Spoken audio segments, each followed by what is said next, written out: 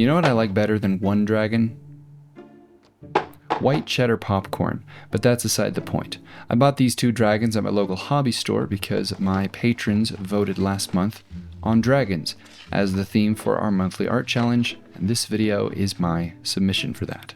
Both of these flying serpents are from Dungeons and Lasers. On the left we have Durkar, the Savagurin, and on the right we have Draculus the Cunning. I started removing the pieces from their runners and immediately I lost a piece. Luckily, it was large enough not to fall into the void, which has taken a great many of my bits over the years. Dungeons and Lasers is manufactured by Archon Studios, and as always, they went together very nicely. I assembled Draculus first, who has a very beefy tail for a dragon, almost Godzilla-like, with plenty of spikes going on as well. The thickness of the tail and the spikes are where the similarities stop. He has a very dragony head and some huge antlers. And compared to his mass, he has tiny and tattered wings, which were a little surprising. If physics were a real thing in Dragonland, he would never get off the ground. Up next is Durkar, who's known for hoarding money, which I thought was a standard thing for dragons, which means he probably has a serious problem. Anyway, he has more of that classic European dragon look to him, like the Lego dragon, which is why I will be painting him green. And here we have our fully assembled contestants ready to team up for the exhibition fight of the century. The first thing I needed to figure out was how to display these dragons, and one thing I knew for sure was that I wanted one of them to be suspended in the air via a metal rod, going from one mouth to the other, so I drilled a hole in each one using a rotary tool. We'll hide the metal rod later on with a beam of fire. Also, there were a lot of other dragons at my local hobby store, but I chose this one because of how minimally he was integrated into the base. I thought it would be fun to add some riders to these dragons, but I went to the 2 boxes that could have had mounted knights, and there were none. Where is the horse and the rider? So riderless they shall be. I decided to display these guys on a plinth and keep it rather vertical, so I grabbed a pipe of PVC and traced out a line for the angle that I needed to cut it at. I did that on my bandsaw. I then grabbed a sheet of acrylic and some Weld-On 3, which happens to melt both of these plastics quite well, creating a basically indestructible connection between the two. And it was at this moment that I discovered a new possibility for the orientation of this base. I thought about doing it vertically originally like this, but then I flipped it over and thought, hey, if I can get this to stand at an angle, it might look more fun. I decided I liked it at an angle, so I cut that first piece of acrylic down to be a base, glued it to a separate sheet of acrylic. But now the problem was there was no way to access the inside of that pipe, so I cut that out with my Dremel. Now I'll be able to put a battery housing and all the electronics and wires inside the pipe. I sliced some material off the bottom of the base of this dragon so it would have more surface area for the Weld-On 3 to work with. And once that had been attached to the acrylic, I set everything up to see if my change of plans would work, and I am really happy with the new composition. Next, it was time to take that flat piece of acrylic and make it look more like a landscape, working it into the dragon's base.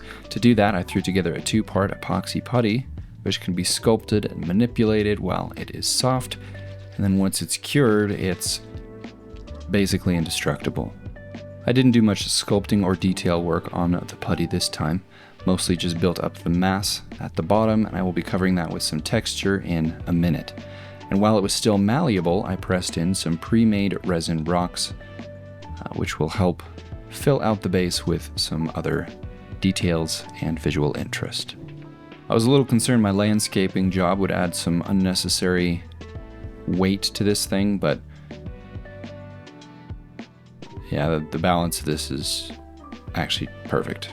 And for that earthy texture that I mentioned a minute ago, I use some mud effects from AK Interactive. The basing steps are going to take some time to cure and dry, so in the meantime, let's get started on the painting, beginning with our greedy green-yellow dragon, priming him black. After he had been primed completely black, making sure to reach all of the recesses and hard-to-reach areas, I then swapped to a dark bluish purple, and this will be the first base coat. I could have, and I thought about going another direction at this point and making him an ender dragon, because I had the purple in the airbrush, but I decided to stick to my guns and go with my original thought of the green Lego dragon. Starting with the blue that was in the airbrush, I began adding little bits of yellow, which, if you know anything about color, began to create green. I added more and more yellow, and then at a certain point I stopped and started adding white because I didn't want it to go too far into yellow territory and turn this into a gold dragon. I tend to go a little bit overboard with the highlights, which is why turning this into a gold dragon, if I hadn't stopped with the right color green, definitely was a possibility. Recently I have been practicing applying the airbrushing to smaller and smaller areas and just being more intentional about where the paint actually lands on the miniature. And I feel like I was able to do that with this dragon. I took a break for dinner and then came back, and the base on this bad boy was fully cured, and so it was time to begin painting him as well. Given the horns and spikes and tattered wings, this dragon felt like it should be a little bit more sinister looking, so I opted to paint him red. Departing once again from the box art, but just remember that box art is more of an inspiration and suggestion than it is a rule. After the black primer, I repeated the same steps with this dragon as I did with the first, only with red. But the difference between green and red is that at a certain point of brightness, red basically has to become pink or orange.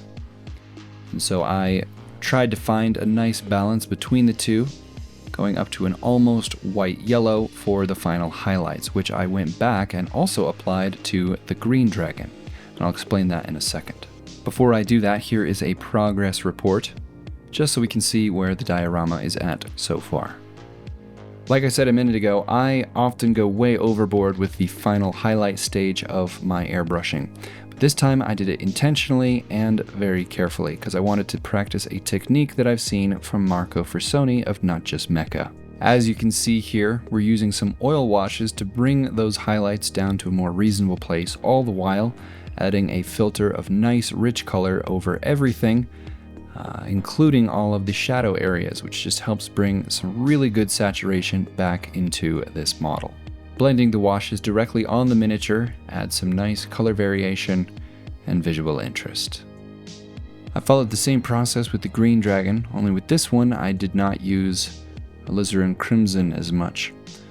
I did use it at the very end in the joints and on the face.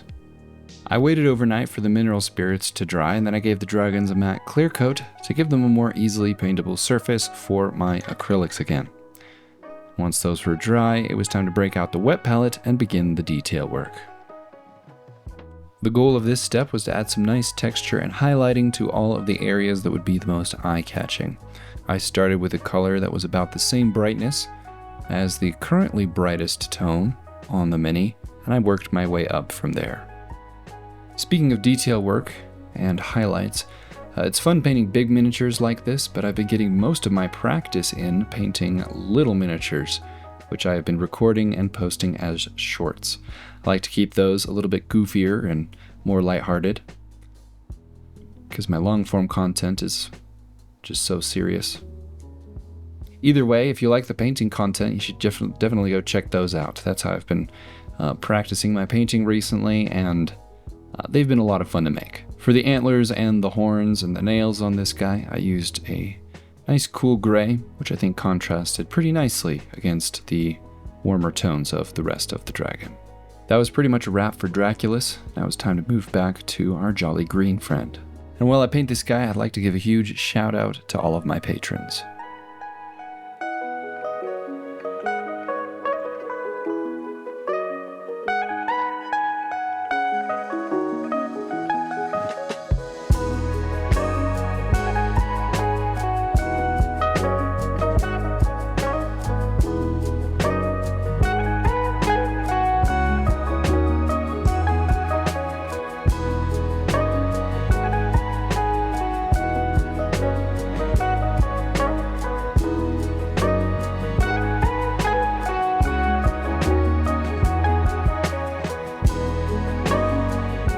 didn't really record myself very well painting the eyes on the other dragon, mostly because the horns were in the way.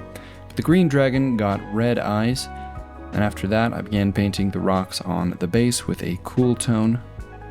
And finally, I mixed up some warm earth pigment powders with isopropyl alcohol and a little bit of water, and I slapped that on the rest of the base.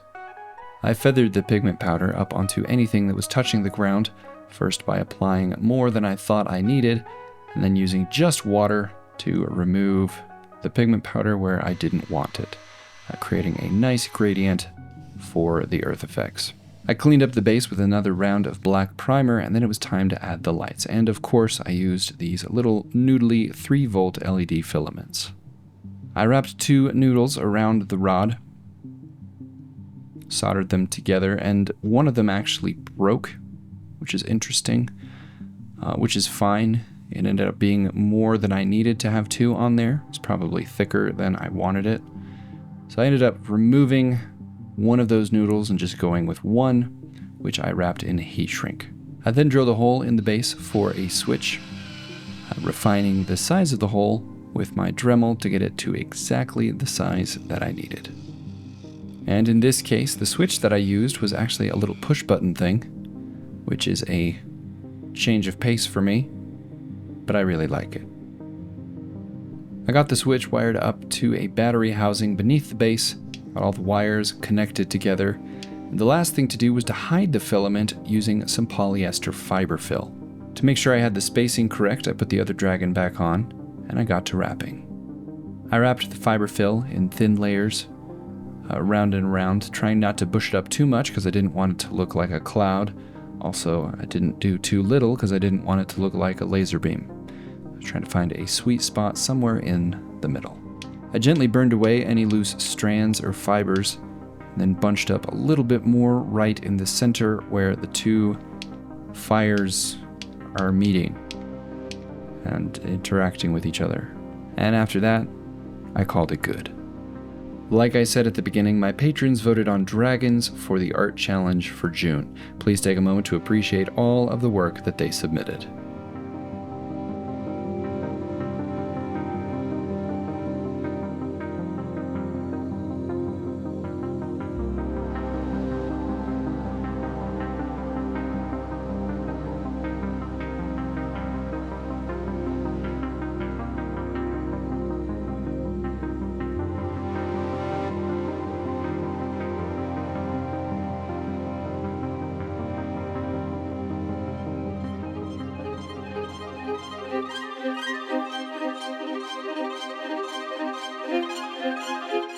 Great job, patrons, on all your wonderful dragons.